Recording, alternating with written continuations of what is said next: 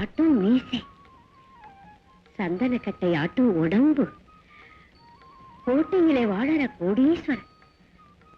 அவரு குபேரனுக்கே கடன் கொடுப்பாரு. அதனாலதான் எங்க அம்மா ரங்கநாயகி என் கன்னித்தனத்தை ஜெயந்திபுரம் ஜமீன்தார் கிட்ட காணிக்கையாக்குனா. என் கதையை கேட்டா உன் கதையும் சொல்றியம்மா. இந்த அம்மா இல்லாத நீ எப்படி வந்த? அவரோட கைராசி என் முகராசி. நான் சுகவாசியா இருக்கேன். கிராமத்துக்கு ஒரு ஆடு வருவா போவா.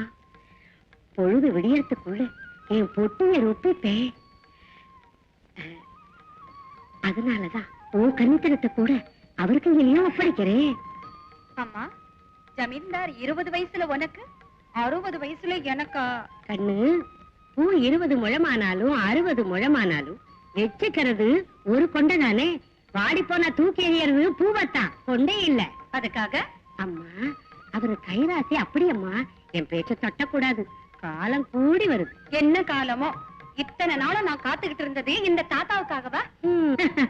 பைத்தியக்காரி, அனுபவமுள்ள ஆம்பளையோட பழகிறது கடைஞ்செடுத்த மோர்ல வெண்ணெய் எடுக்கிற மாதிரிடி. அந்த ருசியே வேற. அது முடிஞ்சு நீயே சொல்ல போற. அவர் வர நேரமாச்சு, நான் போய் அழைச்சுக்கிட்டு வர்றேன். குப்பமா, குப்பமா, வேலையெல்லாம் முடிச்சிட்டியா? பிரசண்ட பைரவி, என்னையா சிரிப்பு? யாரையா நீ? பூத பிரேத பிசாசுகளோடு விளையாடி தேர்ச்சி கண்டவன். இந்திரஜால மகேந்திரஜால தந்திர மந்திர சித்து விளையாட்டுகளில் கரை கண்டவன், காலத்தை வென்றவன். பிச்சை கேட்க வந்தியா? என்ன சொன்னாய்? நான் வந்தது பிச்சை வாங்க அல்ல, சுயநலத்தை சாதித்துக் கொள்ள. இன்று கன்னித்தன்மையை விலை பேசும் உன் பெண் இரவுக்கு 100 பொற்காசுகள் சம்பாதிக்க. அப்படி சொல்லுங்க மந்திரவாதையா, உங்களை கும்பிடுறேன். வாழ்த்துவதும் வாழ வைப்பதும் நமக்கு வழக்கம்தான் பிரபாவதி. ஆனால் கலாவதி கன்னித்தன்மை கெடாமல் லட்சம் பொற்காசுகள் சம்பாதித்து அதை எனக்கு தர வேண்டும். புரியாத ஆளா இருக்கியே. நம்ம வீட்டுக்கு வந்த ஆம்பளைங்க வெளியே போவாங்களே தவிர கொடுத்த காசு வெளியே போகாது. ஏதோ தாடியும் வளர்த்து 4 மந்திரமும் படிச்சு என் பொண்ணையும் வாழ்த்துனேன். அதுவும் என் பள்ளியறை. வேணும்னா 2 நாள் இருந்துட்டு போ. காசுன்னு ஒண்ணும் தர வேணாம். உனக்கு சோறு போட்டு சொகம் கொடு. மோகத்தை மூட்டி என் வேகத்தை குறைத்து நீ சாதிக்க பார்க்கிறாயா? ஜெய் பிரச்சண்ட பைரவி, போ.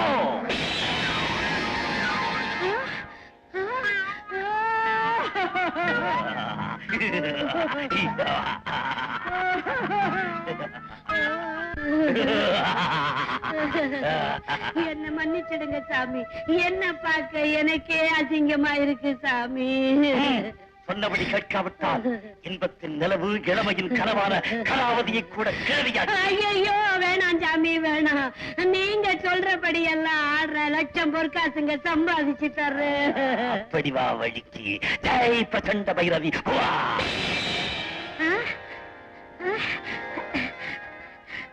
அம்மாடி சாமி, என்ன வேண்டும்? தேனை தொட்டவன் சுவைக்காம இருப்பானா? தேவடியா வீட்டுக்கு வந்தவன் துறவியா இருப்பானா? உன்னை விட நான் முன் யோசனைக்காரன். பயப்படாதே.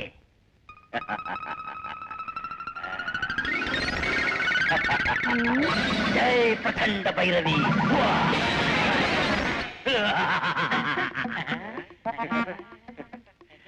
குருதேவா, நம்ம காட்டு குகை வீடா மாறிடுச்சு. துணி கூட மாறி போச்சு. குருதேவா, இந்த அம்மாவை எப்ப கல்யாணம் பண்ணிட்டீங்க? அறிவித்தவரே, தேவதாசியான இந்த பிரபாவதியின் மகள் கலாவதி மூலம் நமது லட்சம் சம்பாதிக்கப்படும். அப்படியா குருதேவா? இனிமேல் நீங்கள் இருவரும் இங்கேயே இருங்கள். கலாவதியோடு காதல் களியாட்டத்திற்கு வரும் காமகர்களிடம் 100 பொற்காசுகள் வாங்கிக் கொள்ளுங்கள். லட்சம் காசானவுடன் எனக்கு தெரிவியுங்கள். காசை கொடுத்து இங்கே வந்தவன் காதல் நிலைகளை ஆரம்பிக்கும் முன் இதோ இந்த சுவடியை படியுங்கள். சுகமாக தூங்கி விடுவார். அப்படியே குருதேவா. பிரபாவதி, இவன் பெயர் சந்தோஷம், இவன் பெயர் சந்தர்ப்பம். சந்தோஷத்தை சந்தர்ப்பத்தோடு வைத்துக்கொள். வச்சுக்கவா? இருக்கிறாயா பிரபாவதி? உன் மகளை இந்த நாட்டுக்கே மகாராணியாக்குவேன். நான் போய் வருகிறேன். ஜெய் பிரச்சண்ட பைரவி. சந்தோஷம். கூப்பிட்டீங்களா? ஒண்ணுயா? ஓ, பேரு சந்தோஷம் இல்ல, சந்தர்ப்ப சாதகம்.